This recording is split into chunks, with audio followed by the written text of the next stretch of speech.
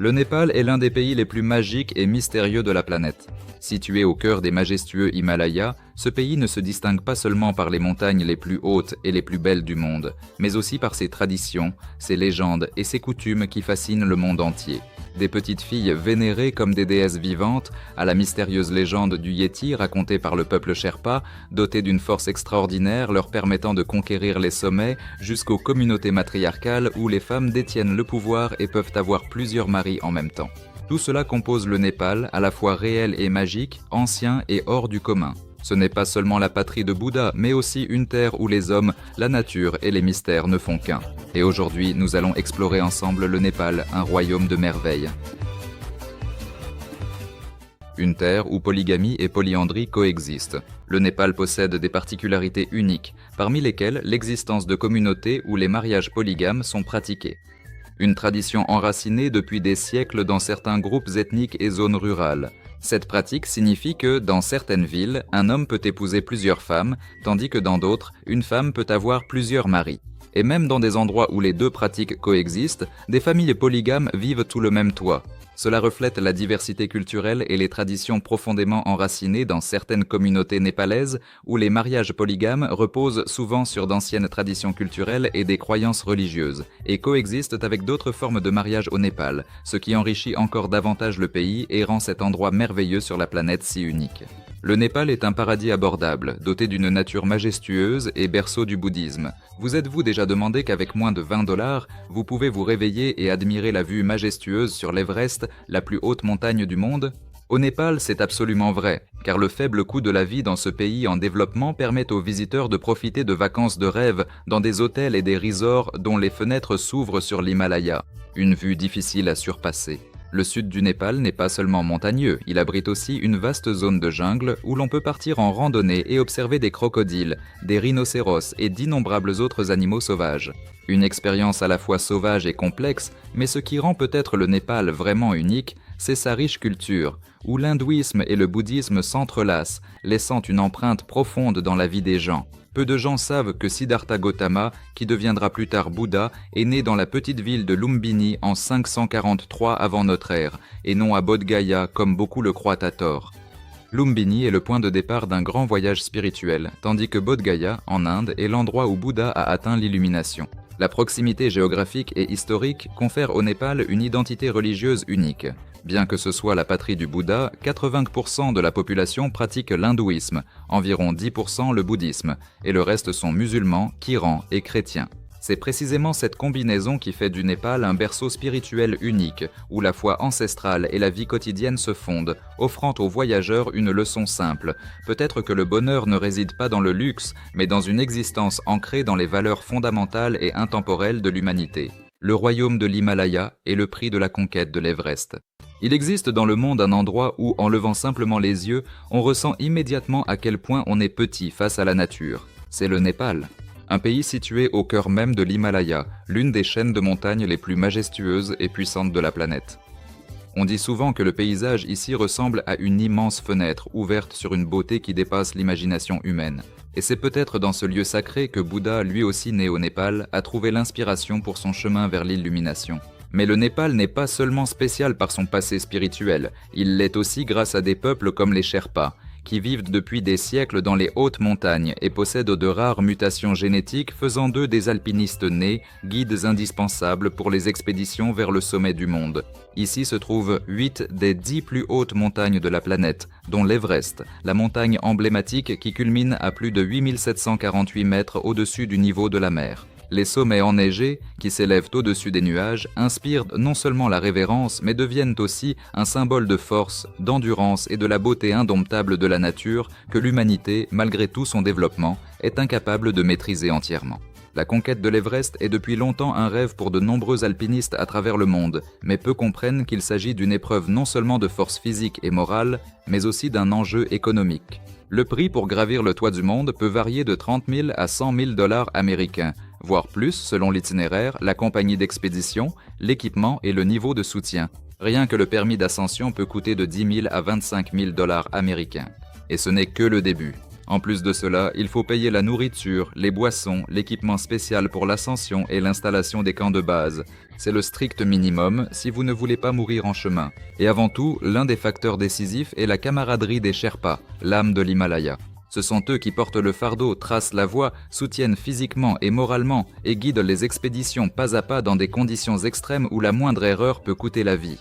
Sans leurs mains et leur cœur, l'Everest serait probablement resté un rêve inaccessible pour la majorité de l'humanité. Le royaume des coutumes matrimoniales étranges et rares. Ces montagnes et cette nature sauvage et rude offrent les meilleures conditions pour l'existence et la coexistence de certaines des sociétés et des peuples les plus anciens et les plus singuliers de la planète. Parmi ces tribus, il en est une qui suscite la controverse et qui est en grande partie à l'origine du surnom du Népal comme royaume des femmes, les Mosuo. Chez les Mosuo, le pouvoir appartient aux femmes, ce qui est en grande partie lié à la préservation des traditions féminines Mosuo, telles que le mariage ambulant. Cela signifie que les femmes ne peuvent se marier que lorsqu'elles le souhaitent elles-mêmes, mais qu'elles ont le droit de choisir des partenaires tout au long de leur vie afin de maintenir des relations intimes. Comme vous le verrez plus tard, il n'y a pas que les femmes Mosuo qui perpétuent ces traditions, car au Népal, en grande partie à cause des besoins et des difficultés d'un environnement géographique aussi complexe et sauvage, une part importante de la population estime nécessaire d'adopter d'autres pratiques, moins courantes dans des sociétés comme celle de l'Occident. Parmi celles-ci, la polyandrie est très répandue, c'est-à-dire la pratique d'avoir plus d'un mari ou d'une femme, parfois même entre frères, comme dans le cas de la polyandrie conjugale, qui est largement liée à la nécessité de permettre aux enfants de cultiver la terre et d'élever du bétail. Selon l'ancienne tradition de la polyandrie conjugale, une femme doit épouser un ou plusieurs frères de sang. Cette pratique, naturellement, est avantageuse pour certains groupes ethniques de ce pays. La polyandrie conjugale fonctionne bien lorsque la division du travail entre les frères est atteinte. Par exemple, un frère s'occupe du bétail, un autre aide sa femme au champ et un troisième ou un quatrième s'occupe du commerce. Avant de continuer, nous avons une petite demande à vous faire. Si vous aimez ce contenu, veuillez vous abonner à la chaîne et liker cette vidéo. Plus de 80% des gens regardent les vidéos sans s'abonner. Cela ne vous coûte rien, mais cela nous aide énormément. Alors s'il vous plaît, cliquez sur le bouton s'abonner. Un grand merci pour votre abonnement. Et maintenant, revenons au contenu suivant. Katmandou est le cœur sacré et mystérieux du Népal. Avant de quitter le Népal, il y a un endroit que vous ne pouvez tout simplement pas manquer. Katmandou, un lieu plein d'unicité. Katmandou, la capitale du Népal, est un lieu fascinant qui attire les voyageurs par sa riche histoire, sa culture vibrante et ses paysages pittoresques. Au cœur même de la ville se trouve la vallée historique de Katmandou, classée au patrimoine mondial de l'UNESCO, qui abrite une impressionnante collection de temples, de palais et de sanctuaires religieux. L'un des sites les plus impressionnants à visiter à Katmandou est le temple de Pashupatinath, le principal sanctuaire hindouiste. Le temple est dédié au dieu hindou Shiva et constitue un important lieu de pèlerinage et de culte. Ici, les visiteurs peuvent assister à une cérémonie de crémation sur les rives de la rivière Bagmati, semblable à celle qui se déroule à Varanasi, en Inde. Cette cérémonie, appelée Antyeshti, fait partie intégrante des croyances hindoues et offre un aperçu unique de la spiritualité népalaise et des traditions funéraires, telles que cette cérémonie de crémation. Une autre attraction de la capitale népalaise est l'impressionnant palais de Kumari, où réside la déesse Kumari dont nous avons déjà parlé. Les visiteurs peuvent voir la Kumari à certaines heures de la journée, et l'entrée même du palais constitue également une attraction impressionnante avec son architecture traditionnelle et sa riche histoire. De plus, la vieille ville de Katmandou, avec ses ruelles étroites, ses marchés animés et ses temples anciens, offre des expériences uniques qui transportent les visiteurs des milliers d'années en arrière. Se promener sur les marchés locaux, déguster la délicieuse cuisine népalaise et s'immerger dans la vie quotidienne de la ville sont des expériences riches à ne pas manquer. Des temples impressionnants, des rituels sacrés et l'atmosphère envoûtante des rues, Katmandou laisse une impression indélébile à tous ceux qui le visitent. Les Sherpas, les légendes silencieuses de l'Everest. Le Népal est unique à bien des égards, et sa proximité avec les majestueux Himalayas a eu une influence immense, façonnant sa culture et son peuple de manière incroyable. C'est précisément pour cette raison que la vie, pendant des milliers d'années, à proximité de ces montagnes gigantesques, a modifié génétiquement le peuple népalais, lui conférant une capacité unique à gravir les montagnes et en faisant un acteur clé dans les expéditions vers l'Everest et d'autres sommets himalayens remarquables. Bien que la plupart des alpinistes célèbres et reconnus soient généralement d'origine occidentale, il serait plus juste de dire qu'aux côtés de la majorité des alpinistes ayant conquis les plus hautes montagnes de la planète, il y avait dans l'Himalaya un ou plusieurs Sherpas. Ainsi, il ne fait aucun doute que s'il existe un peuple de la montagne, ce sont les Sherpas, qui sont probablement les meilleurs alpinistes du monde. Il n'est pas tout à fait clair qui a été le premier à conquérir l'Everest, mais celui qui est connu pour avoir été le premier à monter et à redescendre raconte l'histoire.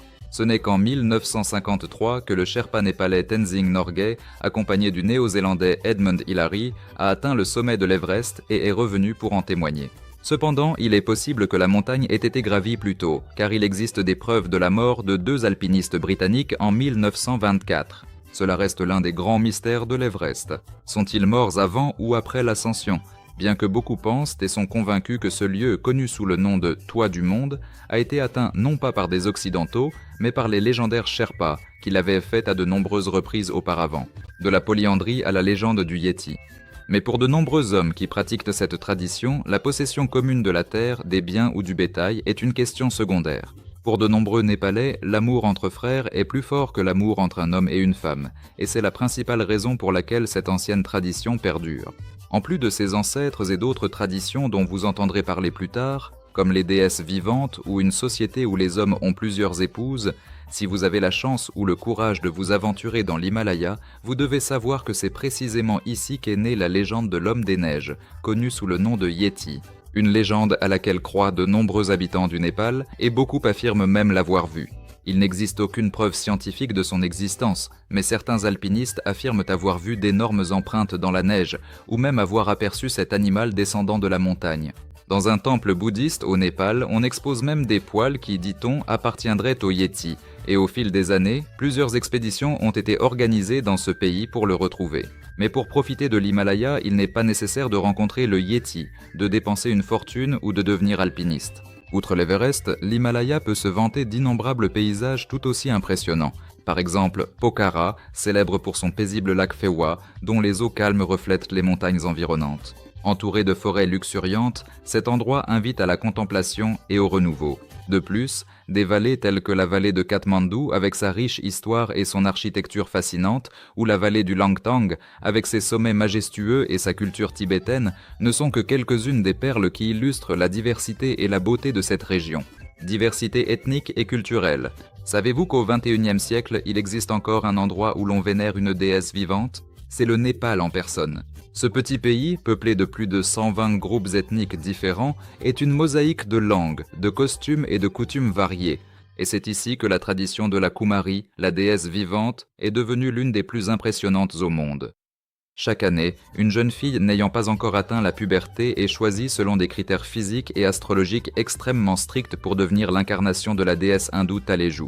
Après avoir été choisie, elle vit dans un ancien palais à Katmandou, où les fidèles viennent lui rendre hommage comme s'il se trouvait devant une véritable divinité. Mais cette sainteté ne dure que jusqu'à ce qu'elle atteigne la puberté ou qu'une petite blessure provoquant un saignement apparaisse, signe que la déesse a quitté son corps et qu'une nouvelle Kumari ne sera pas choisie. Bien que cette coutume ait suscité de nombreux débats et critiques dans le monde moderne, elle demeure une partie intégrante de la spiritualité et de l'identité du Népal.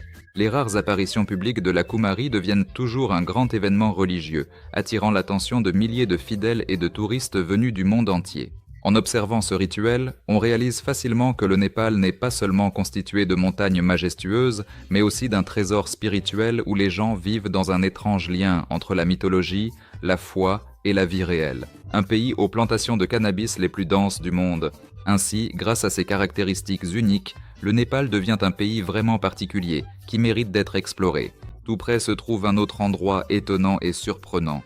Un lieu où la richesse ne se mesure pas en argent, mais en bonheur, où les gens peignent des symboles phalliques sur les façades de leurs maisons et où ils nourrissent leurs animaux domestiques et leur bétail avec la plante appelée marijuana. Cet endroit s'appelle le Bhoutan et c'est aussi un pays magique au sommet de l'Himalaya. Il y a quelques semaines, nous avons réalisé une vidéo sur le Bhoutan, donc nous laisserons un lien dans la description et à la fin de cette vidéo que nous sommes sûrs que vous allez apprécier.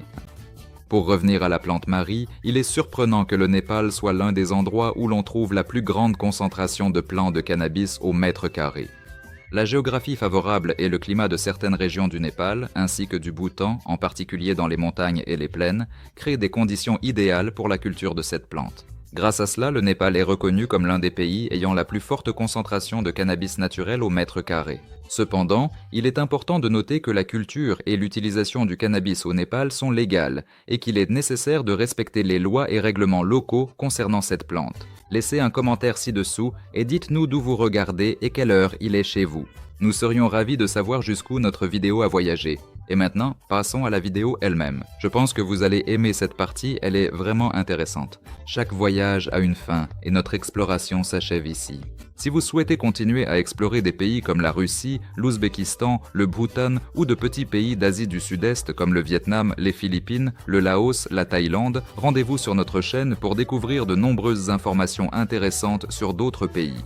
Comme les vidéos qui reçoivent beaucoup de likes sont toujours prioritaires, si cette vidéo vous a intéressé, merci de mettre un like, de laisser un commentaire et de la partager avec vos proches. Cela aidera notre chaîne à se développer et nous permettra de créer des vidéos encore plus intéressantes et captivantes sur les pays. Et maintenant, au revoir et à bientôt dans de prochaines vidéos. Un grand merci sincère et à très bientôt.